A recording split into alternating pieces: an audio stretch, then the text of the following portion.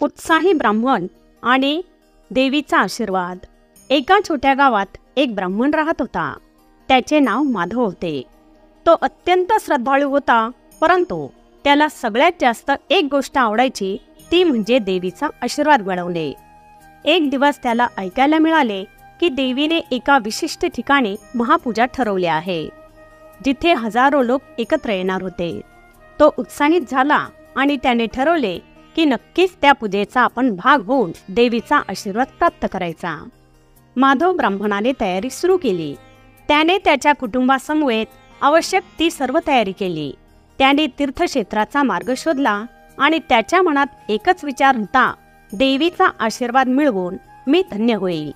संपूर्ण गड चढून तो रस्ता शोधत गेला, परंतु थोड्या वेळातच त्याला एक मोठा अडथळा भेटला, एक प्रचंड गडद अरण्य। माधव विचार करत राहिला, या अरण्यात प्रवेश करून देवीच्या मंदिरात पोहोचण्यासाठी माझ्या श्रद्धेची परीक्षा घेणारा हा क्षण आहे। त्याने कठोर मनाने अरण्यात प्रवेश केला। त्याला वाटेत अनेक विचित्र आवाज, हालचाल आणि गडबड ऐकायला मिळाली, पण तो हताश न होता पुढेच चालत राहिला। त्याच्या अंतःकरणात देवीच्या आशीर्वादाची तळमळ वाढत चालली होती। अरण्यात काही वेळाने अचानक त्याला एक वृद्ध साधू भेटले। साधूंनी त्याला विचारले, कुठे जात आहेस ब्राह्मण? माधव म्हणाला, देवीचा आशीर्वाद प्राप्त करण्यासाठी मी त्या मंदिरात जाऊन पूजा करणार आहे।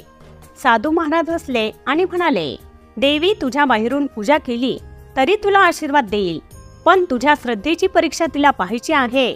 तू या अरण्यातून बाहेर जाण्यापूर्वी 3 प्रश्नांची योग्य उत्तरे दिली पाहिजेस।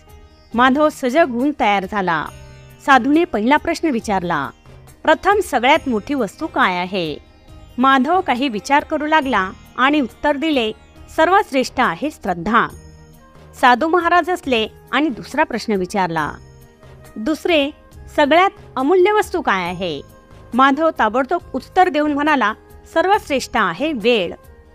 साधू महाराज आता थोडे गंभीर झाले आणि तिसरा प्रश्न विचारला, शेवटचा सगळ्यात मोठा शत्रू कोण आहे? माधव एक क्षण थांबला आणि म्हणाला, आपलेच मन। साधू महाराज हसले आणि म्हणाले, तुम्ही योग्य उत्तरे दिली आहेत। देवीचा आशीर्वाद तुम्ही मिळवला आहे। साधू तेथेच गुप्त झाले आणि माधव जणू जादूने मंदिरात पोहोचला। देवीच्या पूजेच्या सर्व विधी पार केल्यानंतर देवीने त्याला आशीर्वाद दिला आणि त्याला अंतरात्म्यातील शांती, अधीन आणि ज्ञान दिले। माधव आपल्या घराकडे परतला आणि त्याच्या कुटुंबाला सांगितले, देवीचा आशीर्वाद मिळवण्यासाठी बाहेर शोधण्याची आवश्यकता नाही, ते आपल्या आतूनच मिळते।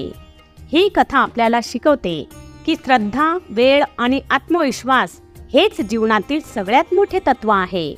जीवनातील खरे शत्रू आपलेच विचार आणि मन असतात आणि त्यावर विजय मिळवूनच आपल्याला खरे आशीर्वाद मिळवता येतात। जेव्हा आपला आंतरिक मनोबल आणि श्रद्धा मजबूत असतात, तेव्हा आपण कोणत्याही कठीण प्रसंगातून उत्तम प्रकारे बाहेर पडू शकतो आणि जीवनातील सर्व प्रकारचे यश प्राप्त करू शकतो।